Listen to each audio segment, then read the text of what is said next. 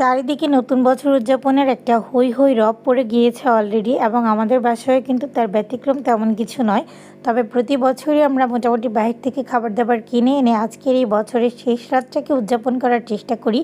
উদযাপন তেমন কিছুই না, আয়োজনে থাকে সামান্য একটু আয়োজন, সেটাই হচ্ছে খাবার দাবার একসাথে খাওয়া, পরিবারের সকলের সাথে বছরের শেষ দিনটায় শেষ রাতটায় একসাথে থাকা, আনন্দ হাসি গল্প এটাতে করেই আসলে পুরো বছরটা কেমন কাটলো একটু স্মৃতিচারণ করা।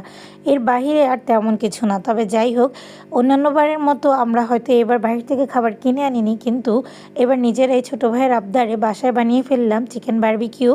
সো গ্যাসের চুলায় খুব সুন্দরভাবে আম্মু আমাদেরকে বানিয়ে দিয়েছিল, আর সাথে একটু সালাদ মেয়োনিজ সব ছিলই। তো যাই হোক, বছরটা কিন্তু ভালোই কেটেছে। কিছু জিনিস না পাওয়ার খাতায় রয়ে গেল, সেগুলো ইনশাল্লাহ সামনের বছর অবশ্যই হয়তো পেয়ে যাব। যাই হোক, সৃষ্টিকর্তা আমাদের সকলের জন্যই মঙ্গল করুক, আর সকলের জন্যই হচ্ছে সৃষ্টিকর্তা আমাদের সহায় হোক, এটাই প্রার্থনা করি। আপনারাও আমাদের জন্য প্রার্থনা করবেন যেন আমাদের নতুন বছরটা খুব ভালো কাটে। সো সকলকে হ্যাপি নিউ ইয়ার।